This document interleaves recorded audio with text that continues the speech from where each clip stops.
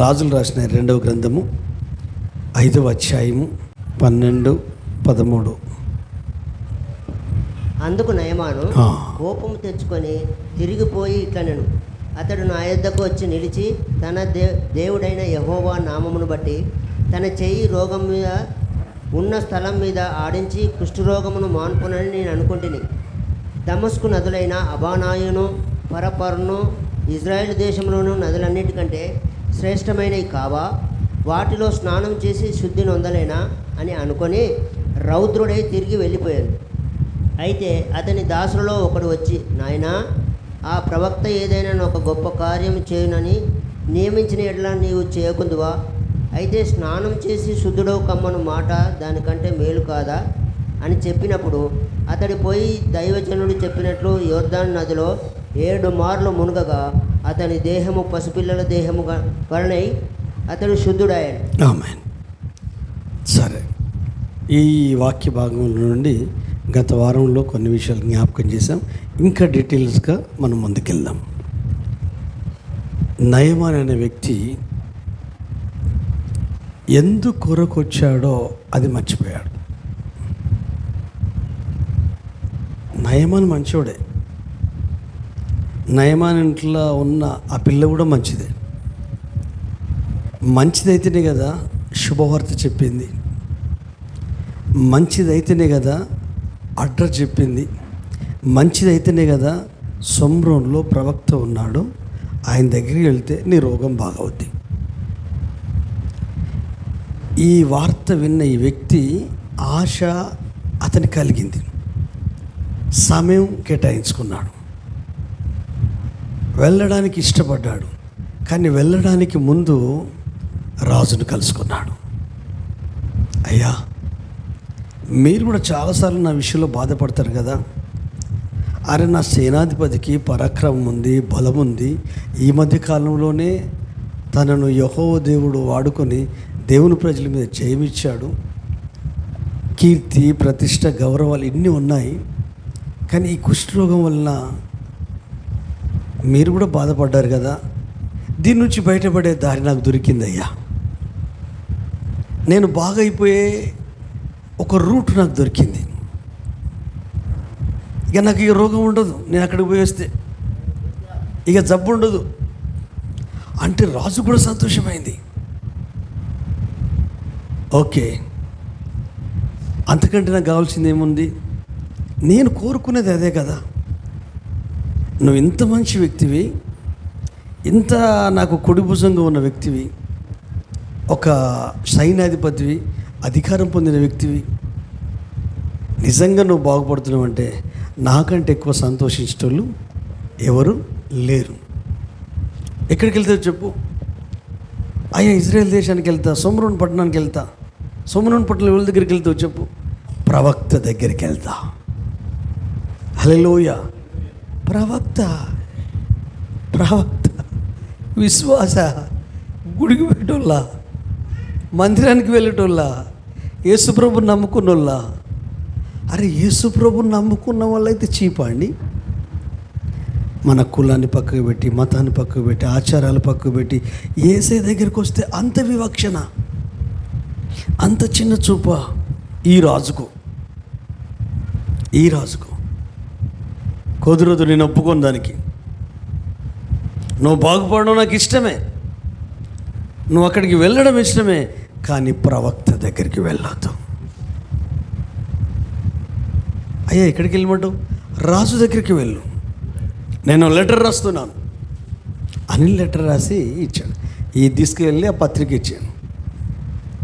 ఆ పత్రిక ఇస్తే చదివి బట్టలు చెప్పుకున్నాడు, నేను దేవునాది అని మాట్లాడు. ఏదైతే పర్పస్ ఉందో, బాగుపడడానికి పర్పస్ ఉందో, అది డ్యామేజ్ అయిపోయింది, మైండ్ బ్లాంక్ అయిపోయింది.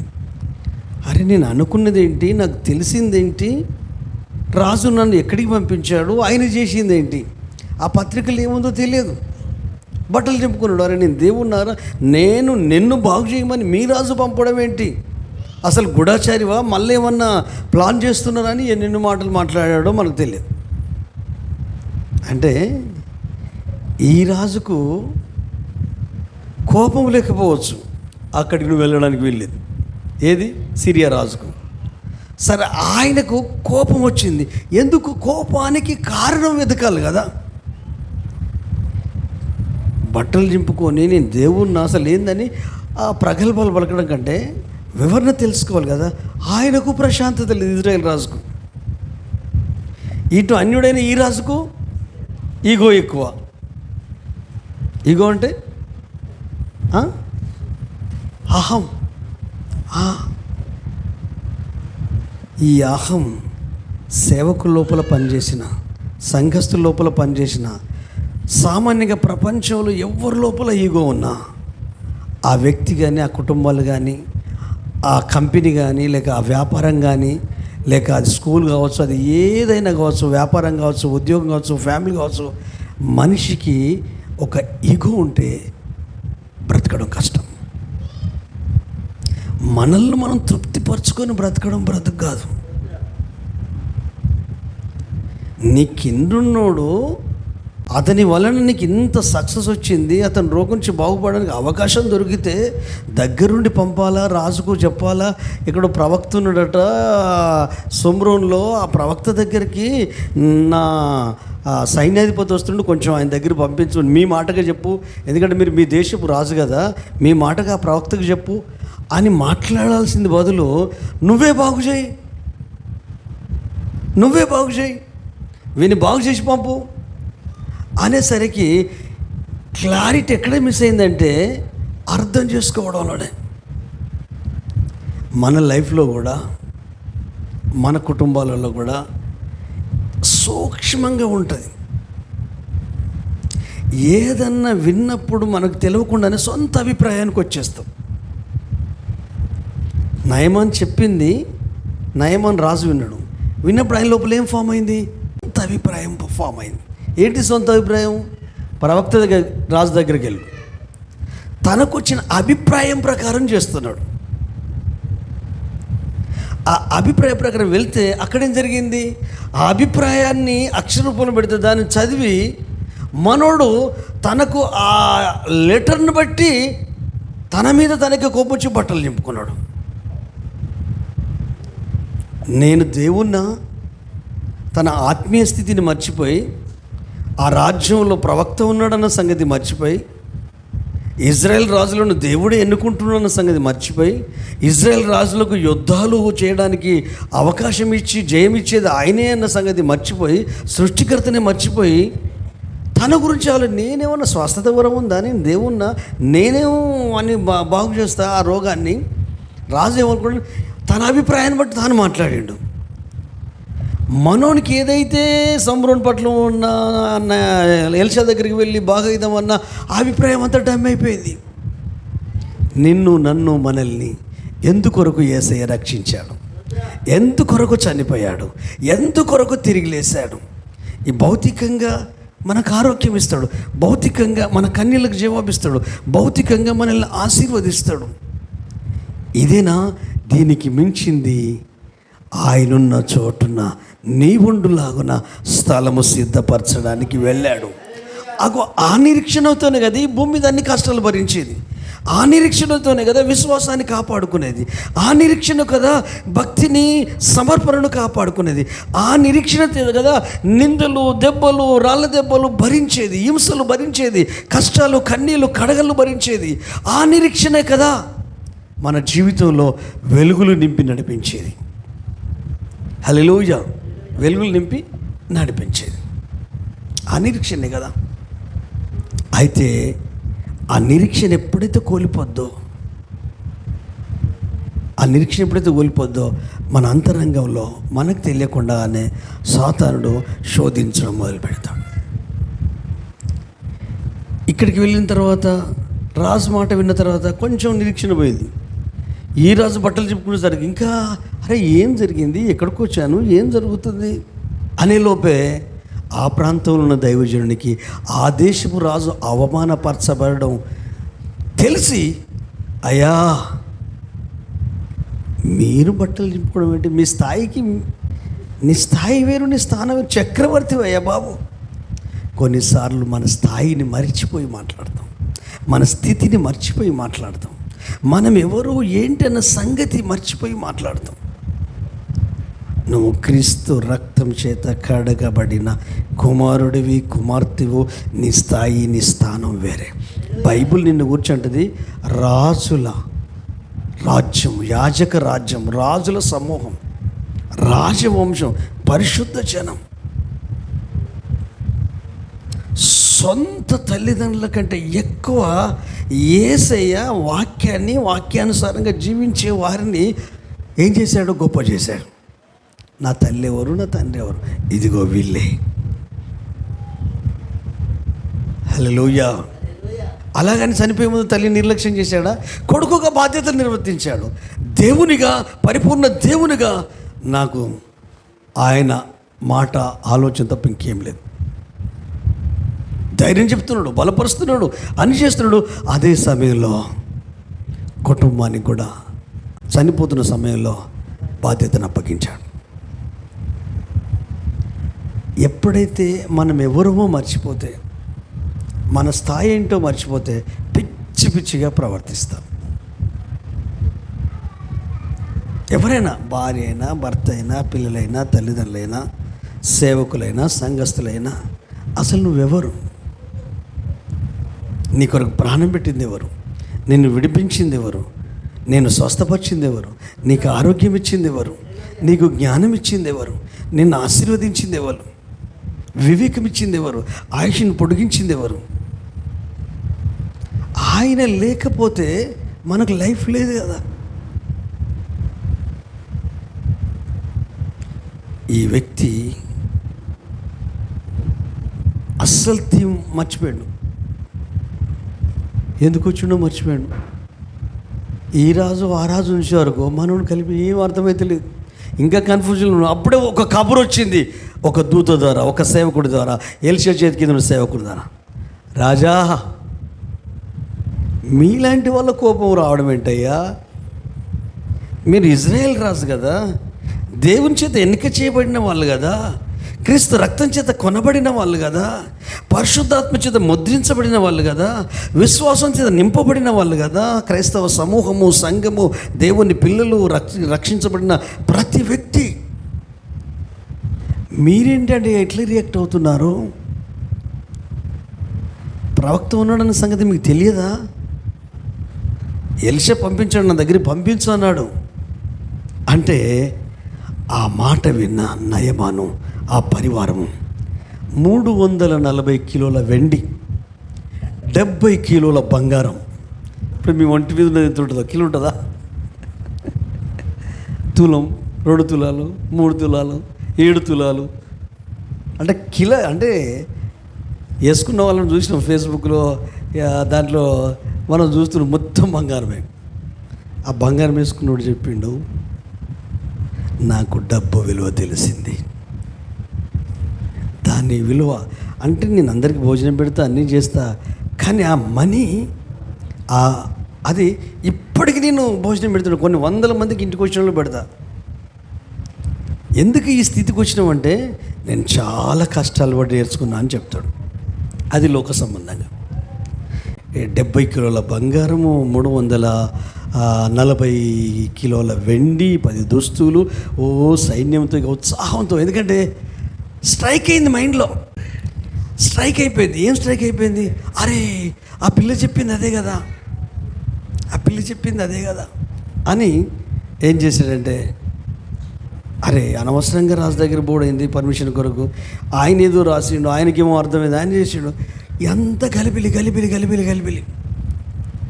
నీ జీవితము గలిబిలేవడానికి కారణం ఇతరులే కావచ్చు, కానీ నువ్వు దారి తప్పిపోయావు.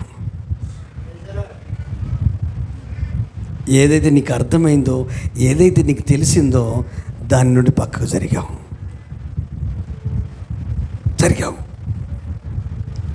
కానీ జరిగావని వదిలిపెట్టాడు. కరెక్ట్ దారిలోకి తీసుకొస్తాడు.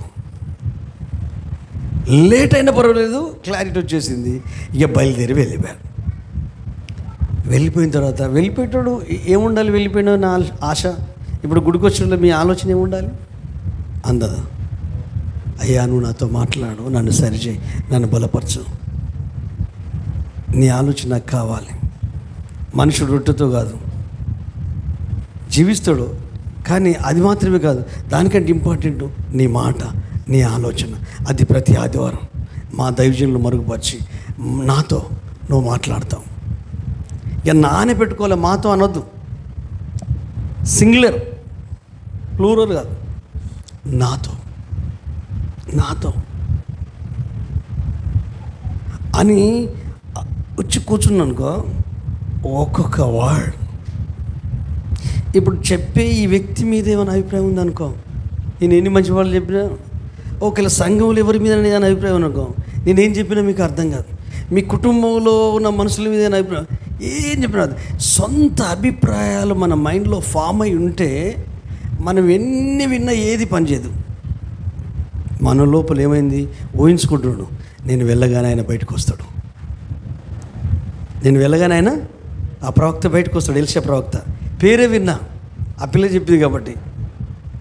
ఈ రాజు కూడా తెలుసు ప్రవక్త అని ఆయన పంపించాడు కాబట్టి ఆయన ఎట్లుండో తెలియదు, ఆయన బయటకు వస్తాడు కావచ్చు.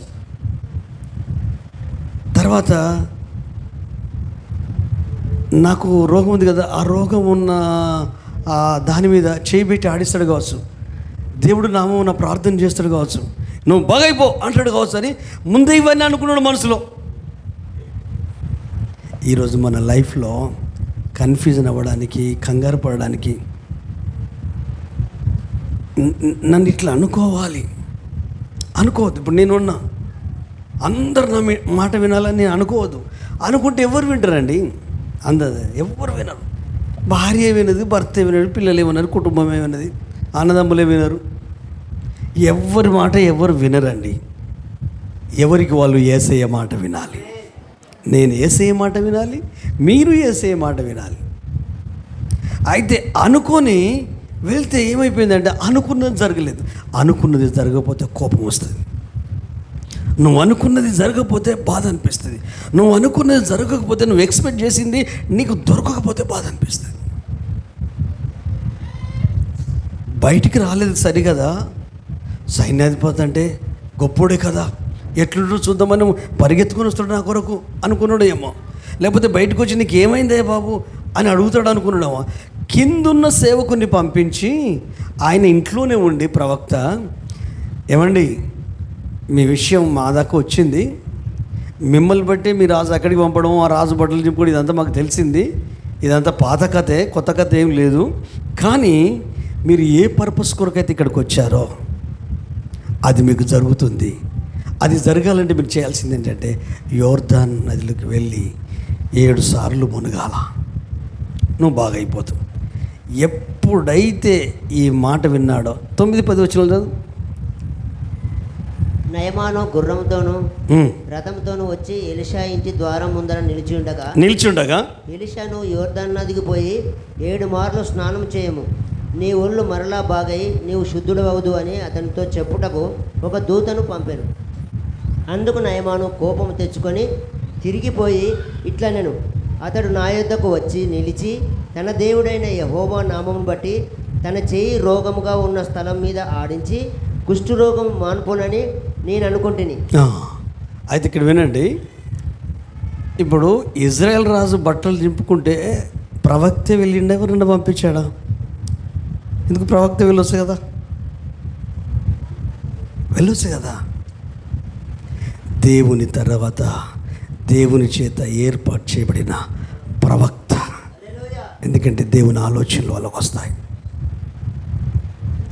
నా ఇజ్రాయెల్ రాజు కదా, నేను వెళ్తానని పరిగెత్తుకుని వెళ్ళలేదు, ఓంగంకి దండాలు పెట్టలేదు, చేతులు ముడుచుకోలేదు.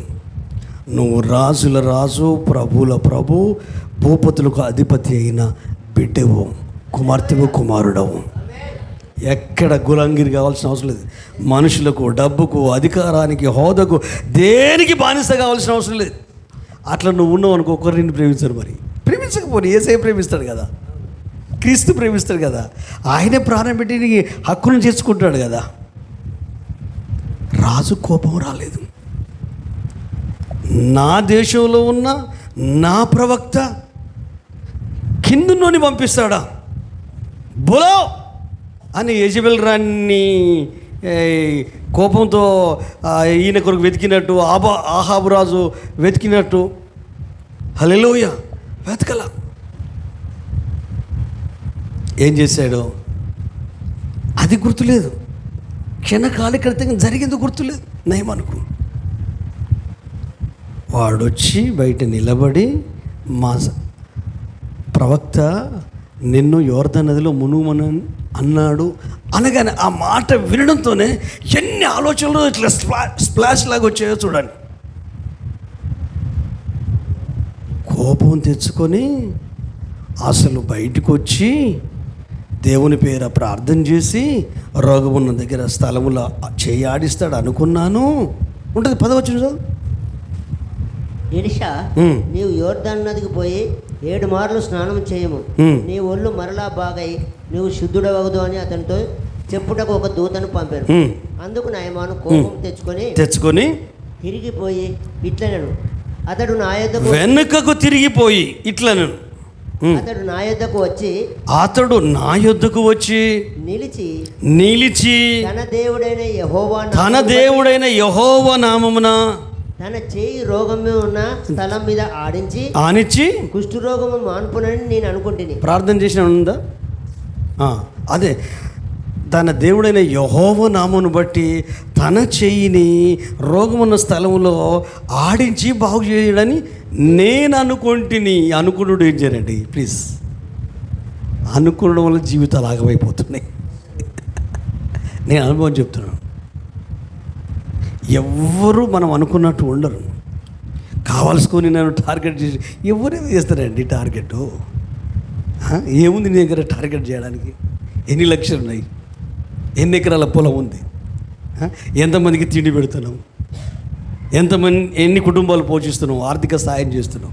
ఎవరు ఎందుకు అనుకుంటారండి? పాలుడా పాగోడా భూముల కాడ జాగల కాడ ఏమన్నా గొడవలు వచ్చాయా? ప్రభునత్తుకొని ప్రభు కొరకు జీవించే ప్రజలమండి మనం. క్రీస్తు రక్తం చేత కడగబడిన వాళ్ళం. ఏవేవో అనుకుంటూ ఉంటాం. ఆ అనుకున్నది నీ ఆత్మీయ జీవితానికి గుడ్డితనం కలగజేస్తుంది. మనోడు అనుకున్నందుకే కోపం వచ్చింది లోపల. ఇవన్నీ నడుస్తాయి. కోపం వచ్చింది. కోపం వచ్చి నన్ను వెనక్కి వెళ్ళిపోవడానికి వెళ్తున్నారు. డైరెక్ట్ వెళ్తున్నారు. ఏది దీన్ని ఏమంటారు? పైకి ఎక్కేదాన్ని ఏమంటారు? మెట్టు. అది దిగుతున్నారు. పంపు కాడికి పోయే లోపే ఆ కింద ఉన్న వ్యక్తి ఏమంటాడు, అయ్యా మీరు ఎవరయ్యా? నేను సేనాధిపతిని. మీరంటే మీ రాజుకి ఇష్టం? మస్తు ఇష్టం. యెహోవాకు కూడా ఇష్టమేనా? ఇష్టమైతేనే కాదు ఆ ప్రజల మీద జయాన్ని నాకు ఇచ్చింది. ఈ రోగం ఎన్ని సంవత్సరాలు? చాలా సంవత్సరాలు చూడండి. ఈ రోగం వలన ఎప్పుడన్నా నీకు నెమ్మది ఉందా? సంతోషం ఉందా? సంతోషం అయితే లేదు. ఆధిక్యతలు ఉన్నాయి, విలువలు ఉన్నాయి, గౌరవాలు ఉన్నాయి. భౌతికంగా, ప్రపంచపరంగా, లోకపరంగా అన్నిటి పరంగా గొప్పలు బాగా వచ్చాయి. అవార్డులు రివార్డులు బాగున్నాయి. కానీ ఈ రోగం చూసినప్పుడు నేను డీల్ అయిపోతా. మరి ఈ రోగం కొరకు ఏమైనా ప్రయత్నం చేస్తారా? ప్రయత్నం మీద పిచ్చోడా. నా ఇంట్లో పని మనిషి ఉంది ఆ పిల్ల చెప్తేనే మనం వచ్చాం కదా. మరి వచ్చి నువ్వు చేస్తున్న పని వెనకకి ఎందుకు తిరిగిపోతున్నావు? చెరువు మీద అలిగితే ప్రాబ్లం ఎవరికి? దేవుని మీద అలిగితే ప్రాబ్లం ఎవరికి? సంఘం మీద అలిగితే ప్రాబ్లం ఎవరికి? అమ్మ నాన్న మీద అలిగితే ప్రాబ్లం ఎవరికి? తల్లిదండ్రుల మీద అలిగితే ప్రాబ్లం ఎవరికి? కుటుంబం మీద అలిగితే, సేవకుల మీద అలిగితే ఎవరికి సమస్య? వీళ్ళెవ్వరు నీతో ఉండరు. వీళ్ళెవ్వరు నీ కొరకు చనిపోయి తిరిగి లేవలేరు. వీళ్ళెవ్వరూ యేసయ్యలాగా నిన్ను ప్రేమించలేరు. ఇంత స్థానిక సంఘ కాపరిని అయినప్పటికీ, మీకు ఆదర అభిమానాలు గౌరవం ఉన్నప్పటికీ యేసయ్యలాగా నేను కూడా మిమ్మల్ని ప్రేమించలేను. నేను మట్టి మనిషిని, ఒట్టి మనిషినే. నాకు ఫ్యామిలీస్ ఉన్నాయి, పిల్లలు ఉన్నారు, భార్య ఉంది, బాధ్యతలు ఉన్నాయి, భారాలు ఉన్నాయి. కాకపోతే ఒక మెట్టు ముందుకు పిలిచి ఈ బరువును మోయిరా అంటున్నాడు. మోస్తున్నా. అలాగే మిమ్మల్ని ఒక్కొక్కరు లోవల్లో మిమ్మల్ని పిలిచి ఆ స్థానం ఇచ్చి మొయ్యి ఆయన కొరకు అంటున్నాడు.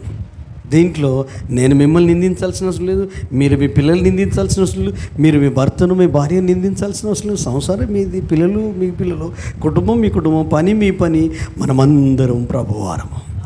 హల్లెలూయా. చిన్నగా ఉంటుంది, సూక్ష్మంగా. అవునయ్యా, మరి నువ్వు రోగం బాగవడానికే కదా వచ్చావు, వెనుకకి ఎందుకు వెళ్తున్నావు? తిరోగమనం ఎందుకు? పురోగమనాన్ని ఎందుకు ఆపేశావు? ముందుకు వెళ్ళడం ఎందుకు ఆపేశావు? వెనక్కి ఎందుకు వస్తున్నావు? ప్రయాణాన్ని మధ్యలోనే ఎందుకు ఆపేశావు? అక్కడ రాజు బట్టలు చింపుకుంటే ఏమనిపించలేదు, ఈ రాజు అక్కడికి పంపిస్తే ఏమనిపించలేదు. బాగు చేసేటైనా చెప్తే వినవా? నీ బ్రతుకును మార్చేటైనా చెప్తే వినవా? ఆయన దేవుని మనిషి కదా, దేవుని ప్రవక్త కదా. నీ సొంత ఆలోచన పక్కకు పెట్టవా? నీ సొంత అభిప్రాయం పక్కకు పెట్టవా? నువ్వు ఎందుకు వచ్చినావో అది మర్చిపోతున్నావు. నువ్వు ఏ ప్లేస్లో ఉన్నావో అది మర్చిపోతున్నావు. నీ ఎదుట ఉన్నది ఎవరో అది మర్చిపోతున్నావు. నువ్వు ఎవరు ఎదుటున్నావో మర్చిపోతున్నావు. ఆయనకి ఏం లేకపోవచ్చు, కానీ దేవుడు ఆయన ఎన్నుకున్నాడు. హల్లెలూయా. ఇజ్రాయేల్ పద్ధతి ఏంటంటే, రాజును ఎన్నుకోవాలంటే దేవుడు ఆ వ్యక్తి ఎవరో ప్రవక్తకు చెప్తాడు. అలాగే కదా సమూయేలుకు సౌలు గురించి చెప్పింది. ప్రపంచంలో ఎవరికి తెలియదు అప్పుడు ఆ రోజులలో.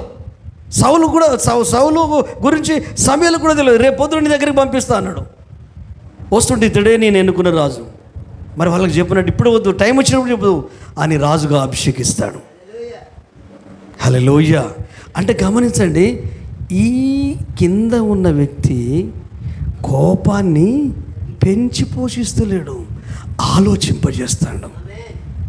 అగో అలాంటి వాళ్ళు కావాలి మనకు. ప్రతి పరిస్థితిలో నిన్ను అసలు నువ్వు ఎక్కడ మిస్ అయ్యావో, దేన్ని మిస్ అయ్యావో, దేన్ని కోల్పోయావో, స్పిరిచువల్గా, భౌతికంగా, ఆత్మీయంగా ఏదైతే వదిలేసి నార్మల్గా బ్రతుకుతున్నావో దాన్ని రెక్టిఫై చేయగలగాల. ఇతడు ఏమన్నాడంటే, మరి సరే అయ్యా, అడ్రస్ అయితే దొరికింది కదా, అడిదిరిగి ఇటే వచ్చేసినాం కదా, మరి వచ్చినప్పుడు ఆయన అంటే బయటికి రాలేదు, మనకు అవసరమా? మాట్లాడలేదు, మనకు అవసరమా? చెప్పాడు, డబ్బులు ఇవ్వమన్నాడా? బంగారం తెచ్చాం కదా 70 కిలోలు, 1 కిలో బంగారం ఏమన్నా? 1 కిలో బంగారం కాదు, 70 కిలోల బంగారం కూడా ఇవ్వడానికి నువ్వు సిద్ధంగా ఉన్నావు. ఎందుకంటే అందుకే కదా పట్టుకొచ్చింది, దాచుకోవడానికి కాదు కదా. హల్లెలూయా. నీ మనసే స్వస్థత పొందాలి. అయ్యో నాకు లేదు కాదు, లేదు కాబట్టి నువ్వు ఇవ్వగలిగితే లేని నీ స్థితిలో దేవుడు నిన్ను ఆశీర్వదిస్తాడు. ఆకాశ పక్షులను పోషించిన దేవుడు, గొప్పిలి విప్పి కాకోలంతో పోషించిన దేవుడు. విశ్వాసుల జీవితం కూడా ఫెయిత్లు అయిపోయండి. సేవకులు ఇట్లా ఫెయిత్లు అయిపో, విశ్వాసులది కూడా అదే, విశ్వాస జీవితమే. ఇప్పుడు విధర్వాళ్ళది విశ్వాస జీవితం కాదా? ఆ పూటకు తిని చచ్చిపోదాం అనుకుందండి, చనిపోదాం అనుకుంది తాను తన కొడుకు. కానీ ఎంతోమంది విధవరాలు ఉన్న ఆమె ఇంటికి పంపించాడు. ఎందుకంటే ఆమె సొంతంగా ఏం ఆలోచించదు. దైవజనుడు చూసింది, కట్టెలు ఏరుకుంటున్నప్పుడు, అమ్మ కొన్ని నీళ్ళు తీసుకొస్తావా తల్లి అంటే, ఒక్క నిమిషం అని లోపలికి వెళ్తాను. వెళ్తూ ఉంటే 2 అడుగులు ఇచ్చిన, అమ్మమ్మ ఒక్క నిమిషం, ఆ చేత్తోని ఒక రొట్టె తీసుకొస్తావా అంటే ఆమె మెల్లగా, అయ్యా యెహోవా జీవము తోడు, నీ జీవము తోడు,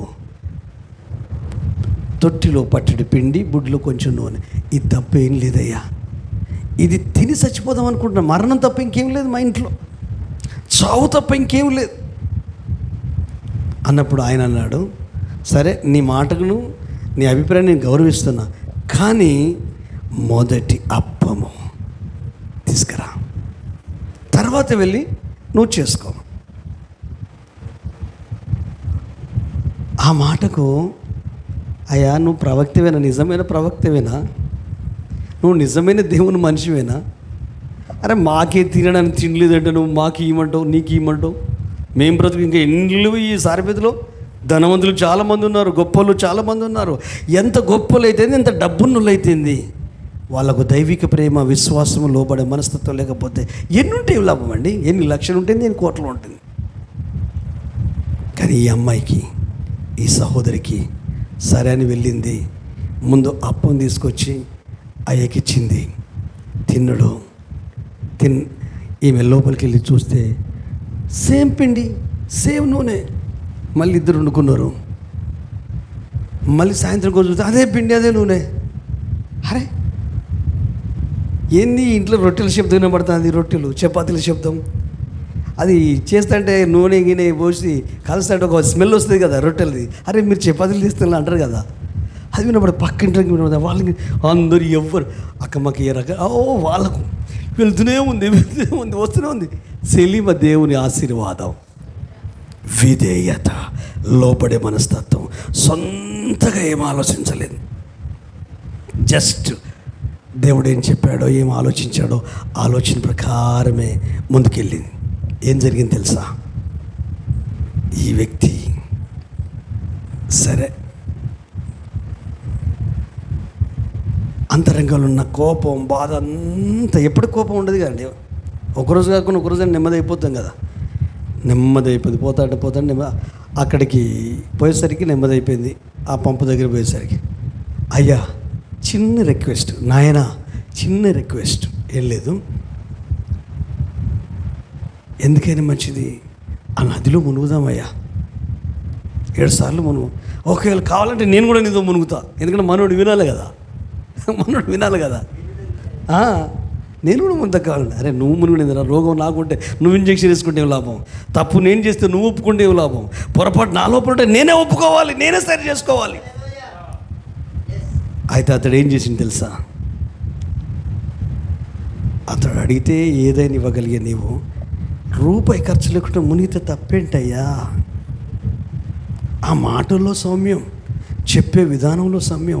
అంటే ఇతడు పట్టుబట్టలేదు, నువ్వు ఇంత పెద్దోడు కదా, నువ్వు ఇంత గొప్పోడివి కదా, ఇంత జయం వచ్చింది కదా, ఇంత సైన్యాధిపతి, ఇంత బలం, ఇంత శక్తి, ఇంత ఆస్తి, ఇంత ఉన్నది, అసలు ఏది నీ గుణమే మారలేదు, నాకు నచ్చట్లేదు సైన్యాధిపతి గారు, నేను నీతో కొన్ని సంవత్సరాలు ట్రావెల్ చేస్తున్నా అని మాట్లాడా.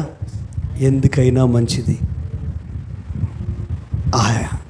ప్రవక్త చెప్పింది కూడా ఆలోచించరాదు, డబ్బు అడగలేగా, నేను ఒట్టిగా మునుమన్నాడు, ఫ్రీగా బాగా అయిపోయే అవకాశం అంటే, అరే కరెక్టే కదరా. హల్లెలూయా. 13 వచనం ఉంటుంది, దైవజనుని మాటను బట్టి, అదేనా? అయితే అతని దాసులలో ఒకడు వచ్చి, నాయనా ఆ ప్రవక్త ఏదైనా ఒక గొప్ప కార్యం చేయమని నియమించిన ఎడలా నీవు చేయకుందువా? అయితే స్నానం చేసి శుద్ధుడవు కమ్మను మాట దానికంటే మేలు కాదా అని చెప్పినప్పుడు అతడు పోయి దైవజనుడు చెప్పినట్లు అతడు ఎక్కడికి పోయాడు? యోర్దాను నదికి పోయాడు. అక్కడికి పోవడానికి మునగడానికి ఎక్కడ వర్క్ జరిగింది? ఇంకా ఫాస్ట్ ముందుకు పోవాలి, అసలు గురి కొట్టాలి. అందరు కరెక్ట్ చెప్పారు కానీ కరెక్ట్ చెప్తారు ఏంటంటే, ఫస్ట్ వాని ఆలోచన విధానం మారింది. ఎవరిది? నయమాంది. నేను మునగాలి, వెళ్ళాలి, దైవజనుడు చెప్పినట్టు అతడు పోయి యోర్దానులో మునిగాడంటే, ఈ క్రియ చేయకముందు ఫస్ట్ ఏమైపోయింది? ఆలోచన మారింది. అంటే తనకు వచ్చిన ఆలోచన ఏంటి? నేను మునుగాలే, బాగా అయిపోవాలని ఆలోచన. అందుకని అక్కడికి పోయారు. ఇప్పుడు నేను మాటలు మాట్లాడితే మార్పు ఉన్నట్ట, నా ఆలోచనలో రావాలి, నా హృదయంలో మార్పు రావాలి, అది నిజమైన మార్పు. 100 వాక్యాలు చెప్తా మీ కొరకు నేను, కానీ మళ్ళీ నేను చెప్పే ప్రసంగానికి నేను లైఫ్కి ఏం తేడా లేదు. వాక్యం ఎట్లా చెప్తుంది, మనోడు ఇట్లుంటాడు. ఈ పాస్టర్ ఏం పాస్టర్ కోపం ఉండదు అంటే ఈయనకే కోపం ఉంటుంది, క్షమించాలంటాడు ఈయనే క్షమించాడు, అంత దేవుడే అంటాడు, అంత నాకు దేవుడే అంటాడు. అసలు వాక్యం చెప్పినట్టు ఏం లైఫ్ లేదు కదా అని మీరు నన్ను ఇష్టపడతారా? నన్ను ప్రేమిస్తారా? ప్రేమిస్తారు. ఎందుకు? దేవుడు చెప్పినట్టు నేను ఉంటే ఆయనకి ఇష్టం ఉంటా, ఆయనకి ఇష్టం ఉంటే మీకు కూడా ఇష్టం ఉంటా. ఒకవేళ ఆయనకి ఇష్టం ఉన్నా, ఆయనకి ఇష్టం ఉన్న నువ్వు ఉన్నా కూడా కొన్నిసార్లు మనుషులు వాళ్ళ ఇష్టాలను బట్టి మిమ్మల్ని ఇష్టపడరు, వాళ్ళ సొంత అభిప్రాయాలు మిమ్మల్ని ఇష్టపడరు. No problem. యేసయ్యని ఎవరు అర్థం చేసుకున్నారు? తమ్ములు అర్థం చేసుకున్నారా? చెల్లెళ్ళు అర్థం చేసుకున్నారు? లేదు. సరే యూదులు అర్థం చేసుకున్నారు? లేదు. పరిశీలకు అర్థమైందా? లేదు. సుంకరులకు అర్థమయ్యాడు, పాపులకు అర్థమయ్యాడు, విద్య లేని పామరులకు అర్థమయ్యాడు, జ్ఞానం లేని వారికి అర్థమయ్యాడు, తెలివి తక్కువ వారికి అర్థమయ్యాడు, దిగువ స్థాయిలో ఉన్న వారికి అర్థమయ్యాడు, పేదలకు అర్థమయ్యాడు, బీదలకు అర్థమయ్యాడు. ఎందుకంటే వాళ్ళు ఆయన ఏం చెప్తే అది చేశారు. దైవజనుని మాటను బట్టి. అంటే అప్పటి వరకున్న ఆలోచనలు ఏమైనా ఉన్నాయా? బాగైపోయిన తర్వాత ఏం చేశాడు చెప్పండి? బాగైపోయిన తర్వాత ఏం చేశాడు? తిరిగి ఎక్కడికి వెళ్తున్నాడు? కంటిన్యూ చేయి, చదువు తెలిసిన బాగున్నాడు. పోయి దైవజనుడు చెప్పినట్లు యోర్దాను నదిలో 7 మార్లు మునుగగా అవును అతని దేహము పసిపిల్లల దేహం వలనై అతడు శుద్ధుడాయను. అవును. అప్పుడు అతడు తన పరివారముతో కూడా దైవజనుని దగ్గరకు తిరిగి వచ్చి అతని ముందర నిలిచి చిత్తగించుము, ఇజ్రాయెలులో దేవుడు తప్ప లోకమంతటి యందు దేవునికి మహిమ. తన పరివారంతో కూడా దైవజనుని దగ్గరకు వచ్చి అతని ముందర నిలిచి చిత్తగించుము, ఇజ్రాయెలులో దేవుడు తప్ప లోకమంతటిను మరి ఒక దేవుడు లేడని నేను ఎరుగుదును. హల్లెలూయా. ఇంట్లోకి వెళ్ళి రాలేదని గర్రు చేసి కళ్ళెర్ర చేసుకొని ఆమెలు గరిచి ఈ నది లేదా ఆ నది లేదా అన్ననే మునగాల, ఆయనేం పాసరయ్యా అన్న ఈ మనిషి మార్గమధ్యంలో వెనుకకు వెళ్తున్నప్పుడు కిందున్న దాసుడు ఆలోచింపజేశాడు. నువ్వు మారాలయ్యా అనలే. నువ్వు మారాలంటే ఎవరు మారరు? మీరు మారాలనుకో, మీరు అసలే మారరు. మీరు నన్ను నేను కానీ ఎట్లా మారొచ్చో దారి చూపిస్తే, మారాలనిపిస్తే మారుతావు, లేకపోతే ఎంత ఛాయిస్ మన ఉందే. ఎవరిది నయం అందే. అయ్యా వెళ్తే మునిగితే బాగవుతావు అని చెప్పాడు. నీ ఇష్టం, నాకెందుకో చెప్పాలనిపించింది. Your wish. తన ఆలోచన మారింది కనుక మునిగాడు, బాగైపోయాడు. అట్లా మనకు చెప్పే వాళ్ళు ఉంటే మన జీవితాలు దీవించబడతాయి.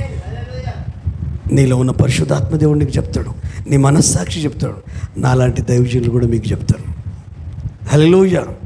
ఎందుకంటే మీ నుండి ప్రశంసలు కానీ గౌరవం కానీ ప్రేమ కానీ ఆశిస్తే నేను కానీ మీ ఆత్మీయ క్షేమాభివృద్ధి ఆలోచిస్తే నేను చెప్పేది కొన్నిసార్లు బాధ అనిపించకపోయినా, నీకు అర్థం కాకపోయినా, నీకు ఇబ్బంది కలిగినా, కొంచెం గాయం అనిపించినా, అప్పటి మట్టుకు ఇబ్బంది అనిపించవచ్చు. కానీ నీ మనోనేత్రాలు తెరవబడితే నీకేమనిపిస్తుంది తెలుసా? Thank you Jesus. హల్లెలూయా. జ్ఞానకర్తలను ఒక దైవజనునిగా ఇచ్చినందుకు చదువు లేకపోవచ్చు, వివేకం లేకపోవచ్చు, ఆడంబరాలు లేకపోవచ్చు, సూటు బూటు వేయకపోవచ్చు, కాలేజీలకు వెళ్ళి డిగ్రీలు పుచ్చుకోకపోవచ్చు, బీటీహెచ్ఓ టీటీహెచ్ఓ చేయకపోవచ్చు. కానీ దేవుని జ్ఞానము, దేవుని ఆలోచన, సరి అయిన ఆలోచనను ఇవ్వగలిగే అలాంటి వ్యక్తులను నాకు తండ్రిగా, నాకు తల్లిగా, నా కుటుంబానికి దీవెనకరంగా ఇచ్చినందుకు కృతజ్ఞతలని చెప్పగలుగుతాం. మొదట పరిశుద్ధాత్మ దేవునికి, తర్వాత మన మనస్సాక్షికి, తర్వాత మన దైవజనునికి. ఎందుకు?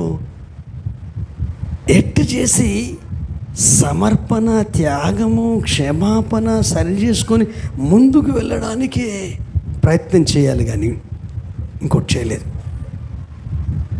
నిజంగా అంత పెద్ద సైన్యాధిపతి అయినా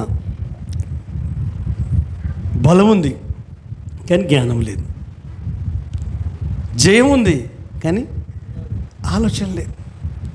ఎప్పుడైతే ఈ ఆలోచించాడు అనుకో, ఆ ఆలోచన విన్నాడంటే ఇంకా మంచోడు మనోడు. ఎవరు? నయమాను. అరే నా కింద నువ్వు నాకు చెప్తావురా, తాతకు దగ్గు నేర్పినట్టు అలా. ఎందుకంటే అతడు సొంతం ఏం చెప్పలే, మరి అందులో కింద ఉన్నాడు కానీ సొంతం ఏం చెప్పలే. పిల్ల చెప్పిందే కొంచెం ఇంకో విధానాలు గుర్తు చేశాడు. ఆడికే వచ్చాం కదా, ఆయనే చెప్పాడు కదా, ముందు చూడరా, అదే నీకు ఇష్టమైతేనే. అంతే, మునిగాడు, బాగా అయిపోయాడు. ఇప్పుడు అతడు ఎట్లా మారిపోయాడు?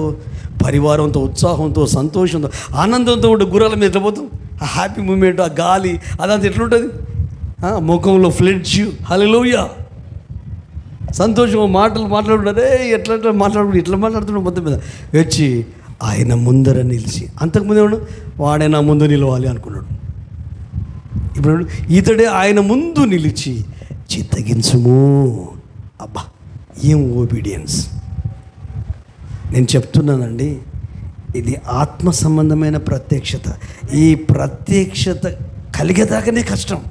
ఇది కలిగిందనుకో జీవితం పరమార్థం అర్థమైపోతుంది. అసలు లైఫ్లో మీరు కనపడరు, ఎక్కడ కనపడరు, ఏ ప్లేస్లో కనపడరు. ఆయన మాట తీరు, ఆయన దిగే విధానం, ఆయన మాట్లాడే విధానం, ఎలీషా ప్రవక్త ముందు నిలిచే విధానం, చిత్తగించమని చెప్పే విధానం. ఇజ్రాయేలీలలో అసలు చదువు ఆ మాట చదువు.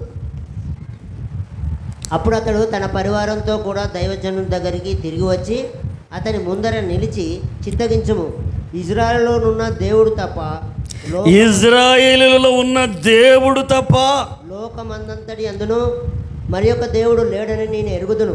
సరిపోద్ది.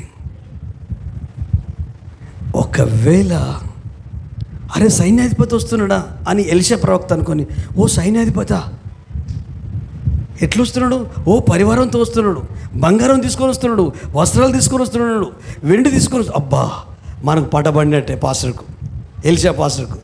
ఏది పెద్ద చేప, తిమింగలం, ఇక డబ్బు ఎక్కడికి పోదు, బంగారం ఎక్కడికి పోదు. చలో ముందుగానే ఊరియదు, వెలుపలికి పోయి రండి రండి రండి, నా దగ్గరికి పంపించారా, అమ్మాయి నా గురించి చెప్పిందా, రండి రండి రండి అన్నాడా, కనిపించాడా, బయటకు వచ్చాడా?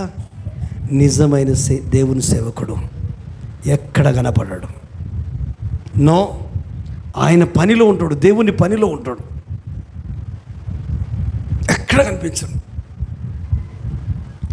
ఆయనతో పనిలో ఉంటాడు. ఎందుకంటే నిర్విరామంగా ఆయనతో గడపాలి కాబట్టి. నేను బయటికి రాకపోతే ఆయన ఏమనుకుంటాడో, ఒరే చెప్పురా జర నా ప్రాణం బాగలేదు, ఆరోగ్యం మంచి లేదు, ఆ సైన్యాధిపతి చెప్పురా కింద చెప్పాలి, చెప్పలేదు, జస్ట్ చెప్పేశాడు. పై అధికారం అది గొప్పది కదా, పైగా ఉంటే గొప్పది కదా. అప్పులు ఎక్కువైపోయాయి, 10,000 చర్చి కట్టడానికి అప్పులు ఎక్కువైపోయాయి. అందరూ విశ్వాసులంతా పాస్టర్ అడిగితే డబ్బులు ఇచ్చాడట, లక్షలు. వాళ్ళందరూ ఇప్పుడు పాస్టర్ని పట్టుకున్నారు. నా పెప్పుడుతో నా పెప్పుడు మందిరం ఆర్థిక ద్రవ్యోల్బణం వచ్చింది. ఇక లాస్ట్కు 10,000 బిల్డింగ్ కట్టాడు, కానీ అది కంప్లీట్ కాలేదు. పైకి ఎక్కాడు, సిమెంట్ దాని మీదకి ఎక్కి ఇక కింద పడి చచ్చిపోతా అని, ప్రభు నా వల్ల కాదు, నువ్వు చెప్తేనే నేను ఈ మాట చేశాను. ఇప్పుడు అంత గందరగోళంగా ఉన్నది. చాలా నన్ను ఇష్టపడే వాళ్ళ దగ్గర నేను డబ్బులు అప్పు తీసుకొచ్చాను, వారి వలన కూడా నాకు ఇబ్బంది అవుతుంది. కాబట్టి నా వల్ల ఇంతమంది బాధపడుతున్నాను. నేను చచ్చిపోతానంటే పరిశుద్ధాత్మ దేవుడు మాట్లాడడం ప్రారంభించాను, నువ్వు చచ్చిపోతావు. మరి ఇంత పెద్ద చర్చి కట్టి ఇంకా దాన్ని కంప్లీట్ కూడా చేయలేదు, ఇన్ని వేల మందిని విశ్వాసులు ఉండి నువ్వు చనిపోతే పరలోకం పోతావా? పాస్టర్వే కదా, మరి పరలోకం పోనప్పుడు ఇక చచ్చుడు ఎందుకు? ఆ బాధ ఏది ఇక్కడ పడు అన్నాడు. మరి ఏం చేయాలి ప్రభు? నేను ఏం లేదు, ఆడపిల్లలకు ఇల్లు అడుగు జాగిస్తారట, పిల్లనిచ్చే మామ. ఎందుకు? ఇల్లు కొనిస్తారట అక్కడ ఆ దేశంలో. ఎందుకంటే పిల్లలను కని పెంచే స్థలం ఇల్లే కాబట్టి. ఆ ఇల్లంటికే భార్యకు భర్త కంటే పిల్లల కంటే ఎక్కువ ప్రేమాట. ఈ పాస్టర్ అమ్మకు ప్రార్థన చేస్తే, ఈమెను అడుగు, నీ ఇల్లే 5 రొట్టెలు 2 చేపలు అని చెప్పినాడు దేవుడు. అవునా? ఈ ఆడల సంగతి మనకు తెలియదు. దేవుడు మీ గురించి హల్లెలూయా, మీరు అనుకుంటే సాధిస్తారు, మీ ఆయన మాట అయితే వినరు. ఆయన రైట్ అయినా మీదే రైటు, ఆయన రాంగ్ అయినా మీదే రైటు. అంటే మీరు అటువంటి వాళ్ళు కాదు, కానీ నేను అంటున్నాను.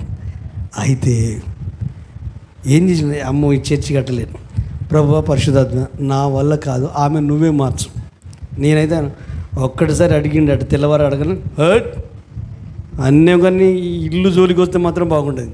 నువ్వు నీ విశ్వాసులు పో, ఈ పాశ్రమలు నువ్వు పో, నీ విశ్వాసులు పో.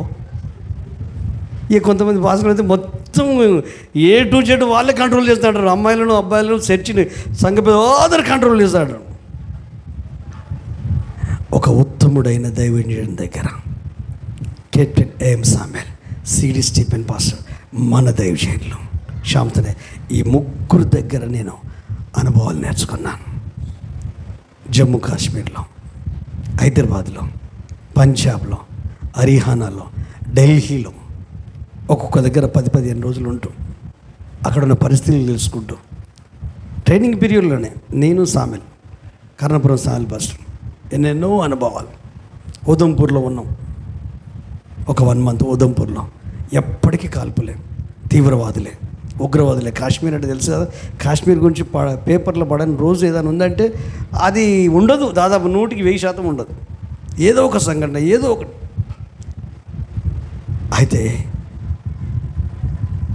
ఈమెకు చెప్తే ఇవ్వనన్నది, మళ్ళీ నైట్ అయితే అయ్యా నేనేది కట్టలేనయ్యా అంటే, ప్రభా నా బాధ్యత, నేనైతే ప్రార్థన చేసిన, ఆమె అయితే ఎట్లా కిందది నేను గుడి కట్ట అంటే ఆమెకు నిద్ర పడతలేదట. పాస్టర్ అమ్మకు నిద్ర పడుతుంది, అటు పడుతుంది, ఇటు పడుతుంది, ఇటు పడుతుంది.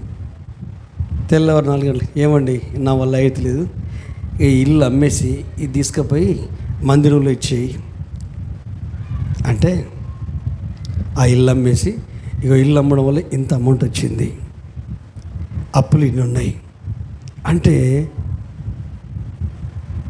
ఏం జరిగిందంటే, అక్కడున్న అందరిగా ఇట్లనే బిత్తరపోయి చూస్తున్నారు. బిత్తరపోయి చూస్తుంటే ఎవ్వరు ముందుకు వస్తలేరు. అప్పుడప్పుడు ఆడితే ఎవ్వరు సపోర్ట్ చేయరా? మీరు అందరూ మంచోళ్ళు. ఏం చెప్పు, నేను పిచ్చోని అనుకుంటారో, తెలివి తక్కువ అనుకుంటారో, జ్ఞానం లేడు అనుకుంటారో, ఏమనుకుంటారు నాకు అర్థం కాదు. మళ్ళీ మీరు నా పిల్లలు, వీళ్ళు నా పిల్లలేనా? యోహాన్ పాస్టర్ అంటే ఈ చుట్టూ 10 ఊళ్ళకు విలువ, గౌరవం. ఎవ్వరు సపోర్ట్ చేస్తారు అక్కడ. ఆ సంఘంలో కూడా 5,000 మంది దాకా ఉంటారు. పాస్టర్ అంతా పక్క చిక్కిపోయిండు ఆర్థిక ఫైనాన్షియల్ ప్రాబ్లంతో, ఈ మందిర దాని కొరకు. అక్కడ ఒక ముసలి తల్లి కూర్చుంది, గవర్నమెంట్ చెప్పించేంత బతుకుతుంది. ఆమె ఆస్తి ఒక సట్టుపల్లెం, ఒక గిన్నె, సట్టుపల్లెం, ఒక గ్లాస్. అయ్యా అని ముసలి లేచింది. ఇక ధనవంతులు ఉంటారు కదా, కోటీశ్వరులు, వ్యాపారవేత్తలు, చర్చిలో అన్ని రకాల ప్రజలు ఉంటారు కదా మందిరంలో. అయితే వాళ్ళందరూ ఎదుగు చూసే వరకు ముసలి తల్లి అది పింఛన్తో బతికేదా, ఇదేం చేస్తుందో పక్కున్నోడు ఎవరు చర్చిలా. అయితే ముందుకొచ్చింది, ఇక్కడ నిలబడ్డది. అయ్యా నీ సేవ వలన, నీ పరిచర్య వలన యేసుక్రీస్తు నన్ను ఆరోగ్యం ఇచ్చాడు, నన్ను ఆశీర్వదించాడు, పెన్షన్తో నేను బ్రతుకుతున్నా. నాకేదన్నా ఆస్తి ఉందంటే ఇవి 2 అండి. అది వెండి పళ్ళెము, అది వెండి గ్లాసు, కొంచెం విలువ ఉంటుంది కదా వెండి అంటే. అయితే అవి ఇచ్చి, ఇవి నీకు ఎట్లా ఉపయోగపడుతుందో నాకు తెలియదు, ఎందుకు నాకు నీ పరిచర్య కొరకు ఇవ్వాలనిపిస్తుంది అంటే, అందరూ బుద్ధుందామా కూసో అని మనలాంటి వాళ్ళైతే, అసలు ఏం చేస్తున్నావు, ఎవరిని పట్టుకొని ఆయనకి ఇది ఇస్తావా అని ఎవరెవరో ఏదో మాట్లాడుతురు. కానీ అందరు పిన్డ్రాప్స్. అందులో ఒక యువ జంట, కొత్తగా పెళ్ళైన జంట, వాళ్ళిద్దరు నిలబడి, అయ్యా మా సొంత ఇల్లు ఉంది, దాన్ని అమ్మి ఇచ్చేస్తాము, మేము కిరాయి రూమ్లో బ్రతుకు, మాకు 2 ఉద్యోగాలు ఉన్నాయి. ఇంకొక వ్యాపారం ఏదో మొత్తం ఇది అయిపోయింది. అంత అమౌంట్ అయినా కూడా ఇది పూర్తి అయ్యేటట్లేదు. ఒక 2 నెలల 3 నెలలు కొంత వర్క్ అయిపోయింది. ఇంకా మళ్ళీ చర్చలు ఏం అడుగుతామా? మళ్ళీ ప్రార్థిస్తే దేవుడు అన్నాడా, నువ్వు బ్యాంకుకు పో అన్నాడట. నువ్వు బ్యాంకుకు పో అన్నాడు. డైరెక్ట్ బ్యాంకుకు పోయాడు. ఆ బ్యాంకుకు పోవాలంటే పెద్ద క్యూ ఉంటుంది, పెద్ద బ్యాంక్ అది ఆ దేశంలోనే. ఎవరు పడితే వాళ్ళు మేనేజర్ని కలవడానికి వీలుండదు. బ్యాంక్ మేనేజర్ను ఒట్టి క్యాషియర్ని కలితేనే వాడు 100 తీర్లు మాట్లాడతారు. గవర్నమెంట్ మనం ఇచ్చే డబ్బుతో బతికే మనిషి అంతేనే కదా. ఖాతాదారులు మొత్తం కథమైతే ఏం చేస్తాడు? రెస్పెక్ట్ కూడా ఇవ్వడం తెలియదండి కొంతమందికి. అందరూ అలా ఉండరు. కానీ ఆగు తర్వాత, అరే మనం అందరం ఖాతా చేస్తుంది కదా, ఆ బ్యాంకుకు విలువ ఉన్నది. అయితే ఇప్పుడు రిటైర్డ్ అయిన వాళ్ళ మిలిటరీ వాళ్ళు ఉంటారు కదా, వాళ్ళను గన్మెన్లుగా ఉంచుకుంటారు. అని ముందు ఉంటుంటే లోపల, నేను అత్యున్నతమైన అధికారి నుండి వచ్చాను, నేను మేనేజర్ని కలవాలన్నాడు. ఈయనేమో ఆత్మీయ భాషలో మాట్లాడాడు. అయితే ఈ వ్యక్తికి మిలిటరీ మనిషి కదా, అరే ఇంకా పైన దగ్గర నుంచి వచ్చినటువంటి లోపలికి పంపించి ఏమండి ప్లీజ్ నాకు కొంచెం సాయం చేయండి అని అనలేదు. హోందాగా కూర్చున్నాడు. మనకేమో జేబులో డబ్బులు, నా జేబులో ఏమి లేవు అనుకో, డబ్బులు ఉంటే ధైర్యం ఉంటుంది, మన లోపల ఏం లేదు. కానీ నేను మీకు ఒక గొప్ప అవకాశం తీసుకొచ్చానని చెప్పాడు. నీ బ్యాంకు బాగుపడే అవకాశం తీసుకొస్తాను. ఏంటి అవకాశం? ఏం లేదు, నాకు లోన్ ఇస్తే నీకు చెప్తా అంటాడు. ఎంత లోన్ కావాలి? ఇంత లోన్ కావాలి, ఓ 50 లక్షల లోన్ కావాలి. మరి ఏమన్నా పేపర్స్నా? నేను పేపర్లు ఇవ్వడం ఏంటి? ఒక్కసారి కాల్ చేసి అడుగు. అంటే అత్యున్నత సంఘము కలిగిన అధికారి, చర్చి కలిగిన, నీకు ఇంచుమించు 10,000 ఖాతా బుక్కులు మీ బ్యాంకులో ఓపెన్ చేస్తా అని ఆర్డర్ తీసుకొని ఆ డబ్బులు తీసుకున్నప్పుడు నీ మాటలు నమ్మి ఇస్తున్నా, అసలు వ్రాత కోతలు ఏం లేవు, మొత్తం నా లైఫ్ షూరిటీ అని పెట్టించిండు. హల్లెలూయా. అంటే నేను చెప్పేది ఏంటంటే, ఆయన ఏం లేకపోయినా నేను అత్యున్నతమైన అధికారిని, యుద్ధనుడు వచ్చా అన్నాడు. మనము దేవుని పిల్లలమని నువ్వెందుకు నమ్ముతలేవు? క్రీస్తు కుమారుడివి, కుమార్తెవని నీకెందుకు నమ్మకం కుదురుతలేదు? నువ్వు మామూలు వ్యక్తి కాదు. ఎలీషా నమ్మాడు, నేను దైవజనుడని నమ్మాడు. దేవుడు చెప్పిందే చేశాడు. ఆయన చెప్పాడేమో, నువ్వు బయటికి వెళ్ళకని చెప్పాడేమో, నీ కింద ఉన్నతో పంపించు అన్నాడేమో. కబురు రాజు దగ్గర కబురు పంపినట్టు వీని దగ్గర కబురు పంపించు అన్నాడు. అన్ని రకాలుగా కోపం, బాధ ఇదిగా ఉన్న వ్యక్తి నార్మల్ అయిపోయి నెమ్మదిగా నమ్రత కలిగి, అయ్యా చిత్తగించుము, ఇజ్రాయెల్లో మీ దేవుడు ప్రపంచంలో ఎక్కడ లేడు, ఆయన తప్ప వేరొక దేవుడే లేడు. కంటిన్యూ చేయదని ఇంతకాలం రిమ్మోను అమ్మోను ఎక్కడెక్కడనో ఆరాధనలు చేశాను, ఏమో చేశాను. చదువు. అప్పుడు అతడు తన వారంతో కూడా దైవజను దగ్గరికి తిరిగి వచ్చి అతని ముందర నిలిచి, చిత్తగించుము, ఇజ్రాయెల్లోనున్న దేవుడు తప్ప లోకమందంతటా మరి ఒక దేవుడు లేడని నేను ఎరుగుదును. నాకు అర్థమైంది. ఇప్పుడు నీవు నీ దాసుడనైనా నా యొద్ద బహుమానము నేను నీ దాసుడను, నా యొద్ద బహుమానం తీసుకొనవలసినదని అతనితో చెప్పగా, ఎలీషా, ఎవని సన్నిధిని నేను నిలబడి ఉన్నాను, ఇజ్రాయేలు దేవుడైన ఆ యెహోవా జీవముతోడు నేను ఏమీ తీసుకొనను అని చెప్పాను. హల్లెలూయా. సరిపోద్ది. చూడండి, అయ్యా ఇజ్రాయేల్లో ఉన్న ఈ దేవుడు లోకమంతటి గొప్ప దేవుడు, నేను నీ దాసుని, నాదో చిరు కానుక, చిన్న విన్నపమయ్యా. లైఫ్ స్టైల్ ఎంత చేంజ్ అయిందండి. మొత్తం టోటల్ బాడీ లాంగ్వేజ్ మారింది, ముఖ కవలికలు మారినాయి. అయ్యా నీ దాసుని, అయ్యా నీ మంచిన కాలు ముక్తా అంటాడు అని. అయ్యా కొంచెం తీసుకుంటే ఆయన ఏమంటాడు తెలుసా? యెహోవా జీవంతోడు, ఎట్టి పరిస్థితిలో నేను తీసుకోనని చెప్పాడు. ఎందుకు? ఇప్పుడు ఎలీషా కొమ్ములు పెరగాలి కదా, ఇట్లా మాట్లాడినప్పుడు తగ్గించుకున్నప్పుడు కొమ్ములు పెరగాలిగా, లోపడ్డప్పుడు కొమ్ములు పెరగాలిగా. పెరిగినాయా? అరే నాయన, నేను ఒట్టి పాత్రను, ఆయన చెప్పుమన్నది చేశాను, నన్నెందుకు హైలైట్ చేస్తున్నావు? మనుషులను ఎందుకు హైలైట్ చేస్తున్నావు? వ్యక్తులను ఎందుకు హైలైట్ చేస్తున్నావు? దేవుని ఆలోచన ఎదవాళ్ళకి అందించింది దేవుని సలహా కదా, దేవుడు కదా కార్యం చేసింది, దేవుడు కదా విడుదల ఇచ్చింది, దేవుడు కదా రోగాన్ని బాగు చేసింది, దేవుడు కదా ఇచ్చించేది, దేవుడు కదా ఆశీర్వదించేది, దేవుడు కదా కాపాడేది. ఈ రూట్లో వెళ్ళు కాపాడుతాడని చెప్పావు, నువ్వే దేవుడు అయిపోతావా? కాకూడదు కదా. యేసన్న చెప్తాడు, మన కెప్టెన్ శామ్యూల్ పాస్టర్ కూడా చెప్పిండు, నూనెకు ప్రార్థన చేసి ఇస్తే చచ్చిపోయి కొడుకు బాగుపడాడట, కర్చీఫ్కు ప్రార్థన చేస్తే మరణ పంచులో ఉన్న డాక్టర్లు చేతులు ఇచ్చిన ఆ పేషెంట్ మీద వేస్తే బతికి ఇంటికి వచ్చేసాడట. కాబట్టి ఈ కర్చీఫ్ను నువ్వు ఇంట్లోకి తీసుకుపోయి బైబుల్ పక్కకు పెట్టి అక్కడ ఇది పెట్టి వీళ్ళు ప్రార్థన చేసాడు, అక్కడికే పోయి ప్రార్థన చేసాడు, అక్కడికే పోయి ఆరాధించుడు. యేసన్న గారు ఇంట్లోకి పోయాడట, ఇంట్లోకి పోతే బెడ్ వేసారట, పడుకుందామని కాళ్ళు ఇడతాం. అయ్యయ్యా కాళ్ళు అడ్డు పెట్టొద్దయ్యా. ఎందుకమ్మా? అక్కడ నూనె కర్చీఫ్, నూనె ఖర్చు బాగు చేసిందా? యేసయ్య బాగు చేశాడా?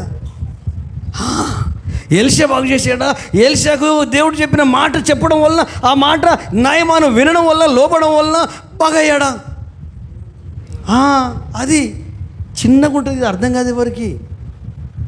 అందుకే నేనేం చేస్తా, నా ద్వారా ఎంత గొప్ప కార్యాలు జరిగినా గ్లోరీ రావడానికి ఇష్టపడా. నేను చేసింది ఏం లేదు, ప్రార్థన చేసిన సింపుల్గా చెప్తా. అవతల వ్యక్తిలో ఇప్పుడు నేనే చొప్పించుకొని పోయి మొత్తం ఆక్రమించుకోవడానికి ప్రయత్నం చేయ. జస్ట్ సిలువ ఉండాలి, క్రీస్తు మనం వెనుకొండ. అప్పుడు మన వలన యేసుకు ప్రమాదం ఉండదు, మన కుటుంబానికి కూడా ఇబ్బంది ఉండదు, మహిమ కూడా దొంగిలించబడదు. గట్టిగా చెప్పకూడదమ్మా, కృతజ్ఞతాస్తుతులు వెళ్దామా. 5 నిమిషాల్లో చిన్న ఉపమానం చెప్పి క్లోజ్ చేస్తా. 1 గంటగా వస్తుంది, మీకు అర్థం కావడం కొరకు. అవును అయ్యా, మరి ఆ నయమగా చెప్పినావు, సరే ఇవంతా బాగానే ఉంది, మరి మా సంగతి ఏంటి అని మీరు అంటున్నారా? మీ దగ్గరికి వస్తున్నాం. ఉదయకాలమే ఒక ప్రాంతంలో తల్లి లేచింది, కొడుకులు లేపింది. ఆ కొడుకు మామూలుడు కాదండి, ఆఫీస్లో బిగ్ పర్సన్. ఒక 1000 మంది ఆయన కంపెనీలో ఓనర్స్, 1000 మంది జాబ్ చేస్తారు, మేనేజర్, ఓనర్ అయితే ఉదయకాలమే లేచండి. అరే ఎంతసేపు రా, డ్యూటీకి వెళ్ళాలి, ఆఫీస్ అంతా నడిపించేనివే, అంత వర్కర్స్ అంతా నువ్వు రాకపోతే ఏ పని చేయరు, త్వరగా లేగు, మొహం కడుక్కోరా. ఆగు మమ్మీ, 30 సంవత్సరాలు ఉంటాయి కావచ్చు, 30 సంవత్సరాలు. అందుకే తల్లి వంటగదిలో పనులు చేసుకుంటుంది. ఈలోపు కాలింగ్ బిల్ కొట్టారు. అరే ఎవరు ఈ టైంకి ఇంత ఎర్లీ అని కాలింగ్ బిల్ తీస్తే ఒక పర్సన్ వచ్చి నిలబడ్డాడు. ఆ వ్యక్తిని చూడగానే ఒక సమ్మోహనం, అంటే ఒక రకమైన ఆనందం అనిపిస్తుంది, ఒక రకమైన ఫుల్ ఫ్లెడ్జ్గా ఏదో నెమ్మది అనిపిస్తుంది ఆ ముఖ వర్సెచ్లో, ఆ మనిషిలో. లోపలికి రావచ్చా? అసలు ఎవరు మీరు? ఎప్పుడు మిమ్మల్ని చూడలేదు. ఒరేయ్, ఈ బిల్డింగ్ ఇచ్చింది నేనే, ఆ కంపెనీ ఇచ్చింది నేనే, ఈ ఆరోగ్యం ఇచ్చింది నేనే, జ్ఞానం ఇచ్చింది నేనే, ఇదంతా సామర్థ్యం ఇచ్చింది నేనే, నన్నే సార్ ఊకండి సార్, ఏమన్నా దేవుడు అను. అవునురా, నేను దేవుణ్ణి అంటున్నాడు. అవునా? నిజం చెప్పండి సార్, పొద్దుగా జోకులు చేయకండి. అవునరా, ఈరోజు నువ్వు బ్రతికి బట్ట కట్టడానికి కారణం నేనే, ఇంత అభివృద్ధి, ఇంత ఆశీర్వాదం రావడానికి కారణం నేనే, నేను దేవుణ్ణి. అయితే నీకు తప్ప ఎవరు కనపడండి. అవునా? సరే లోపలికి రండి. ఎటకారంగా సరే లోపల రండి, సోఫాలో కూర్చోండి, సోఫా పక్క కూర్చోండి. ఈలోపు మమ్మీ బెడ్ కాఫీ తీసుకొచ్చింది. బెడ్ కాఫీ తీసుకొచ్చింది, పక్క కూర్చున్న వ్యక్తితో మాట్లాడుతున్నాడు. ఏంట్రా పరధ్యానంలో ఏం మాట్లాడుతున్నావురా? అరే కాఫీ తీసుకో. అమ్మా నేను ఒక్కనే కనిపిస్తున్నా. ఏం పుట్టిందిరా ఈరోజు ఉదయకాలం? ఏం పాడకాలం కన్నా నువ్వు రాత్రిపూట ఒక్కడుగా పోతే నువ్వు నేనే ఉన్నాం కాదురా? అవునా? చూస్తూ ఉన్నాడు, దేవుడు ఉన్నాడు. అది నిజంగానే దేవుడే. అర్థమైపోయి నీకు తప్ప ఎవరు కనిపించానుగా. టీ గబగబ తాగిండు, స్నానం చేసుకోవడానికి పోతున్నాడు, ఆఫీస్కి వెళ్ళాలి కదా. పోతుంటే మనోడు దేవుడు కూడా బాత్రూంలోకి, ఆగవా నువ్వు బాత్రూంలోకి రాకు అని ఆపేశాడు. సరే సరే నేను కూర్చుని నువ్వు పోను. స్నానం చేసుకోండి, త్వరగా టిఫిన్ చేసిండు, పక్క కూర్చున్నాడు. ఈ వ్యక్తి కూడా కూర్చున్నాడు. 2 పెట్టమని చెప్పాడు మమ్మీకి. ఆమె కిచెన్ వంట పనిలో అడవిడిగా ఉంది. 2 ఎందుకురా? లేదు మమ్మీ పెట్టు అంటే పెడితే ఈయన తిన్నాడు చూస్తాంటనే. ఆమె లోపల పని చూస్తున్నది, ఈయన తినేసాడు. అప్పుడైపోయింది అంటున్నాడు. అయిపోయింది, అప్పుడే అయిపోయింది. సరే మరి నేను ఆఫీస్కి వెళ్తాను, నేను వస్తాను అంటాడు దేవుడు. సరేరా, మంచి లగ్జరీ కారు, BMW కారు, మంచి ఆడి కారు ఎక్కి ముందు సీట్లో కూర్చున్నాక అరే పక్కకు దేవుడు ఉన్నాడు కదా అని మనోడు దిగి రండి అని ముందు సీట్లో కూర్చోబెట్టాడు. మనోడు వెనక సీట్లో కూర్చున్నాడు. అవగాహన వచ్చింది కదా, దేవుడు అన్నాడు కదా, నిజంగా కనపడ్డాడు కదా, అమ్మకు అవపడుతున్నాడు కదా, కన్ఫామ్ అయిపోయింది. ముందు కూర్చో, పొరపాటున ముందు వెనుకకు వచ్చేసాడు. ముందు సీట్లో కూర్చోటి వెనుకున్నాడు, పక్కకు డ్రైవర్ ఉన్నాడు. ఈ డ్రైవర్కు మనసు కాదు, ఏమైంది మా సార్కి ఈరోజు ఎప్పుడు ముందు సీట్లో కూర్చోడు, ఈ సీట్లో ఎవరిని కూర్చొనివాడు ఎందుకు? కానీ ఇంకెవరు నేనకంటే గొప్ప వాళ్ళు ఎవరైనా వస్తున్నారా, ఇంత కోటీశ్వరుడి కంటే గొప్ప వాళ్ళు అనుకున్నాడు. ఆయన నాకు వచ్చిన గొడవ ఎందుకులే అని ఈలో ఫోన్ వచ్చిందండి. ఫోన్ రాగానే మెల్లగా బ్లూటూత్ కనెక్షన్ అయి ఉంటుంది కదా, మాట్లాడుతున్నాడు. ఆయన ఏదో మాట్లాడుతాడు. లేదు నేను నష్టమైతే నాకు అది ఆ డీల్ ఓకే కాదు, నువ్వేమనుకున్నావు నన్ను ఇట్లా మళ్ళీ ముందు ఆయన మెల్లగా అయిపోయాడు. అరే ఆయన ఉన్నాడు కదా, దేవుడు ఉన్నాడు కదా, మాట్లాడదని కారు ఆపి సైడ్కి ఆపి ఒక్క నిమిషం ఆయన బయటికి పోయి మెల్లగా మాట్లాడుతున్నాడు. సరే నేను తర్వాత ఫోన్ చేస్తా, ఓకే అని మళ్ళీ వచ్చి లోపు కూర్చున్నాడు. పోతున్నాడు ట్రాఫిక్లో పోయాను. మనడు బెల్ట్ పెట్టుకోండి వెనుక కూర్చొని దేవునితో అంటున్నాడు, మరి ట్రాఫిక్ రూల్స్ మనుషులకేనా, నీకు ఉండవా? బెల్ట్ పెట్టుకో అంటే చనువు పెరిగింది కదా దేవునితో. సరే అని దేవుడు బెల్ట్ పెట్టుకో. తర్వాత ఆఫీసులకు వెళ్ళిండు. ఆఫీస్లో నేను పెద్దోని కదా, అందరే నన్ను విజ్ చేయాలని చూసేది మనిషి. హాయ్ అని విజ్ చేస్తున్నాడు. ముఖంలో చిరునవ్వు ఉంది. ఇప్పుడు చిరునవ్వుకి ఏమన్నా పెట్టుబడి ఉందండి? అరే నవ్వాలండి, చిరునవ్వు ఉండాలి. అది మనిషికి అందం, నీ అందాన్ని రెట్టింపు చేసేస్తుంది. అయితే అందరిని నవ్వుతూ పలకరిస్తున్నాడంటే, ఏమైందిరా మన బాస్కు? అగ్గి మీద గుగ్గిలంలా వేసేది, అసలు ఎవరిని లెక్క చేయకపోయేది, ఎవరితో మాట్లాడకపోయేది, ఎవరిని అంత పట్టించుకోకపోయేది, బిల్డప్ ఎక్కువ ఇచ్చేది. అట్లా ఎవరు వాళ్ళు సాయంత్రం చూద్దాం, ఇదెంతకాలమో చూద్దాం అంటే సాయంత్రం వరకు ఏం లేదు. క్యాబిన్కి పిలిచాడు, వాళ్ళతో మంచిగా మాట్లాడుతున్నాడు. వేరే వాళ్ళని వస్తే వాళ్ళతో ప్రేమగా మాట్లాడుతున్నాడు, మర్యాదగా మరి నమ్మలేదు. ఎందుకు? పక్కన ఎవరున్నారు చూసు. ఆఫీస్ అంతా ఇది. ఇంటికి పోయిన తర్వాత ఇంటికి వెళ్ళినాక మమ్మీ మీద అరుపులు. చాలామంది ఆడపిల్లలు కానీ మగపిల్లలు కానీ అమ్మ అంటే బెల్లం కొట్టి చంపుతారు. పిచ్చోళ్ళు వాళ్ళు, మంచోళ్ళు కాదు వాళ్ళు. అసలు వాళ్ళను మనం కనవద్దు. అసలు నీ తండ్రిని కొట్టలేదు ఎందుకండి? అందుకని మిమ్మల్ని కన్నది. పిచ్చోళ్ళు ఎంత చదువు ఉన్నా, ఎంత ఉద్యోగం ఉన్నా, ఎంత ఇది ఉన్నా, అరే అమ్మని కొడతావా, నాన్న కొడతావా?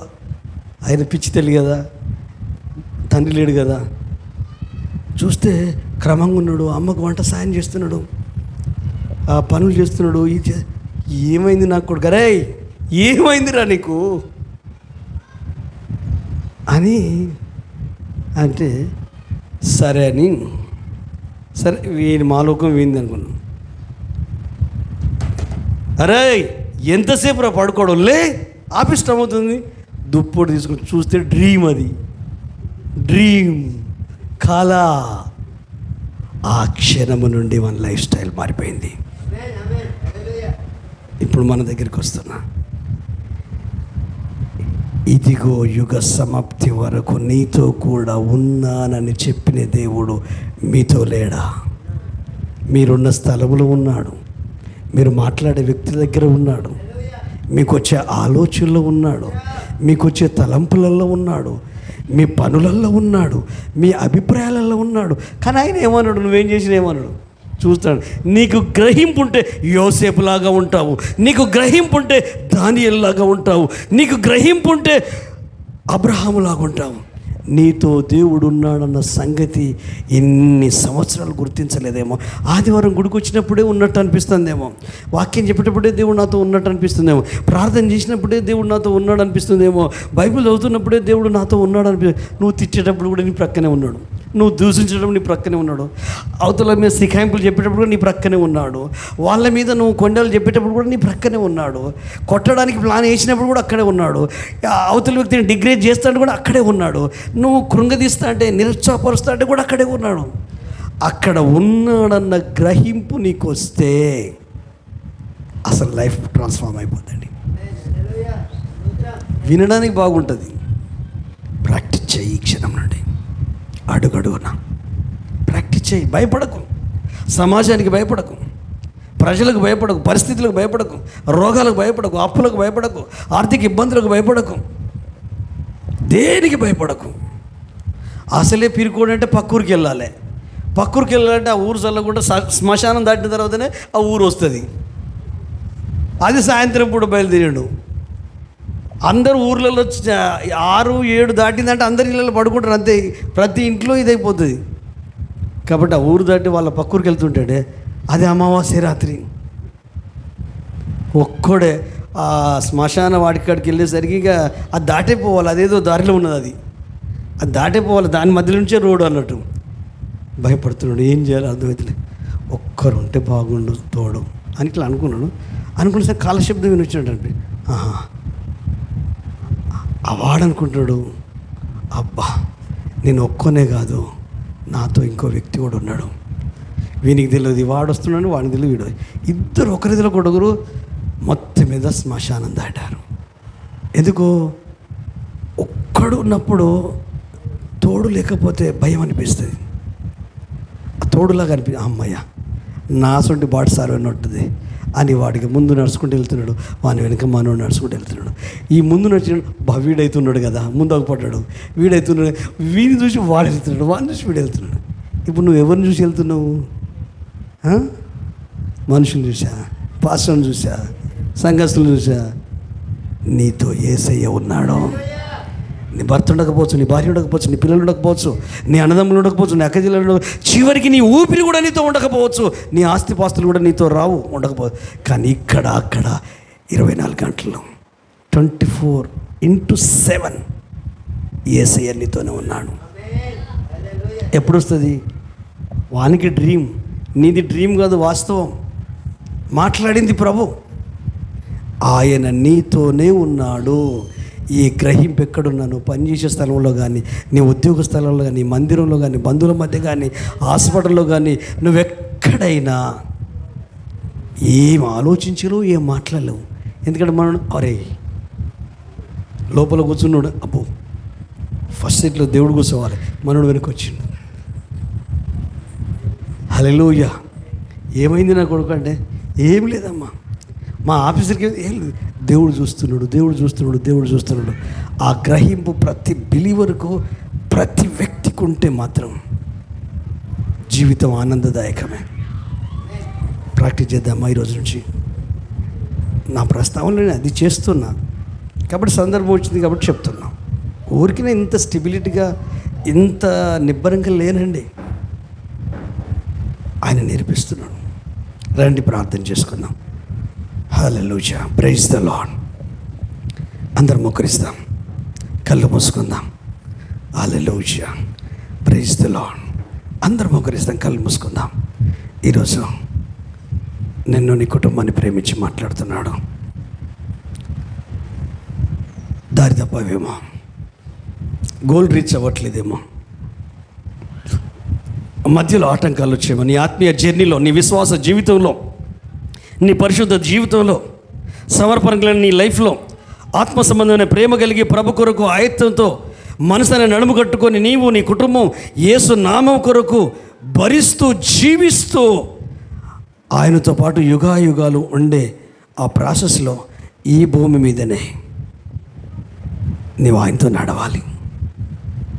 ఆయనతోనే ఉద్యోగానికి వెళ్ళాలి, ఆయనతోనే నీ మానవ సంబంధాలు కట్టుకోవాలి, ఆయనతోనే నీ ఆత్మీయ సంబంధాలు కట్టుకోవాలి. నీ మాటలలో, నీ క్రియలలో, నీ ప్రవర్తనలో, నీ నిర్ణయాల్లో, నీ తలంపులలో, నీ గుండెలో, నీ ఆత్మలో ఆయనే నిలువెల్లా నిండి ఉన్నాడు. ఆయన దగ్గరకు వచ్చావు, కల్వరి శిలువ దగ్గరకు వచ్చావు, పరలోక దారి నీకు తెలిసింది. ఆ కల్వరి కొండ మీద యేసు నీ కొరకు గాయమయ్యాడు.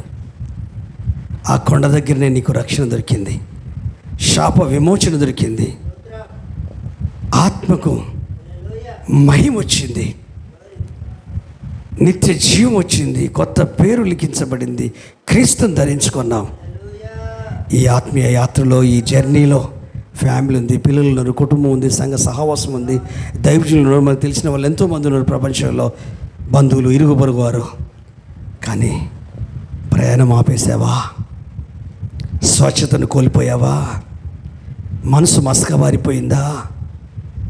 ఆలోచనలు అర్థం కావట్లేదా? వాక్యంలో ఉన్న దైవిక ప్రేమ నీ మనసుకు తాకట్లేదా? ఏమైపోయాయి నీ అనుభవాలు? ఎక్కడ పాతి పెట్టావు? ఎక్కడ తుంగలో తొక్కేసావు? నిన్ను చూస్తే ఎంతోమంది కనువిప్పు, నీ కుటుంబం గుర్తొస్తే ఎంతోమందికి ధైర్యం. ప్రభుని ప్రేమించే వ్యక్తి, ప్రభు కొరకు జీవించే వ్యక్తి, సంఘ క్రమాన్ని ప్రేమించే వ్యక్తి, సంఘ ఆరాధనను ప్రేమించే వ్యక్తి, ప్రవక్తలను, నిజమైన దైవ సేవకులను ప్రేమించే వ్యక్తి, సంఘం కొరకు, సహవాసం కొరకు, సేవకుల కొరకు సమయమే కాదు, ధనమే కాదు, ఏ వస్తువులైనా ఇవ్వగలిగే సత్తా, సామర్థ్యం ఉన్న వ్యక్తి. ఎందుకంటే అంత గొప్పగా నేను దీవించాడు, అంత గొప్పగా నేను ఆశీర్వదించాడు. నువ్వు కలిగి ఉన్నవి, నువ్వు అనుభవిస్తున్నది, ఊపిరి అవ్వచ్చు, భార్య అవ్వచ్చు, భర్త అవ్వచ్చు, పిల్లలు అవ్వచ్చు, ఆరోగ్యం అవ్వచ్చు, ఉద్యోగం అవ్వచ్చు, పిల్లలు అవ్వచ్చు, కుటుంబం అవ్వచ్చు, అవి ఏవైనా కావచ్చు, ఆయనే ఇచ్చాడు. ఆయనే నువ్వు ఎవరు అన్నట్టు నీ జీవితం ఉంది. అసలు విశ్వాసం అంటే ఏంటి అన్నట్టు నీ లైఫ్ ఉంది. అంటున్నట్టు, ముట్టినట్టు, పట్టినట్టు, వీడు నా కుమారుడేనా, ఈమె నా కుమార్తెనా, నేను రక్తం ఇచ్చి కొనుక్కున్న సంఘమేనా, క్షమాపణ పొందిన ప్రజలేనా, పశ్చాత్తాపంతో నింపబడి పరిశుద్ధత పొందుకున్న పరిశుద్ధులేనా, వాక్యము చేత పట్టబడి వాక్యము కొరకు లోకాన్ని ఎదిరించి శ్రమలు సహించి హింసలు భరించి మహాశ్రమలు అనుభవించి వారి వస్త్రములు ఉదుక్కున్న వారేనా, గొర్రెపిల్ల రక్తం చేత విమోచించబడిన వారేనా? ఇలాంటి ప్రజల కొరకేనా నేను రక్తం చిందించింది? బాడీ, శరీరము, చేతులు ఇవన్నీ ఈ మందిరంలో ఉంటే సరిపోదు స్తుతించడానికి, ఆరాధించడానికి, పాడడానికి. కానీ నీ అంతరంగం దేవునితో నిండి ఉండాలి, దేవుని ఆలోచనతో నిండి, నీ భావాలు మార్పు చెందాలి, నీ ఆలోచనలు మార్పు చెందాలి. గలిబిలైపోయాడు నయమాన్. బిగినింగ్ బాగానే ఉన్నాడు, ఇంటి దగ్గర నుంచి బయలుదేరినప్పుడు బాగానే ఉన్నాడు, రాజు దగ్గరికి వచ్చినప్పుడు బాగానే ఉన్నాడు. కానీ రాజు దగ్గరికి వచ్చిన వెంటనే లెటర్ రాసే వరకు ఎక్కడో చిన్న థాట్ వచ్చింది. లెటర్ ఎందుకు రాశాడు? సరే మనకిందిలే, పెద్దోడు కదా చెప్పినట్టు వినాలి అని ఆ లెటర్ తీసుకెళ్ళి రాజుకి ఇస్తే, ఆ చదివినోడు చదవక బట్టలు చింపుకొని ఇష్టం వచ్చినట్టు తిరుగుతున్నాడు నయమాన్ను. వచ్చిన వారి మీద అగ్గి మీద గుగ్గిలంలాగా బొగ్గున మండుతున్నాడు. కానీ ఈ ప్రాసెస్లో చాలా కన్ఫ్యూజన్లో, చాలా కరవాల, రక్షించబడినప్పుడు బాగానే ఉన్నాం, పరిశుద్ధాత్మ అందుకున్నప్పుడు బాగానే ఉన్నాం, దేవుని మాటకు లోబడుతున్నంతసేపు బాగానే ఉన్నావు, విధేయత చూపినంతసేపు బాగానే ఉన్నావు.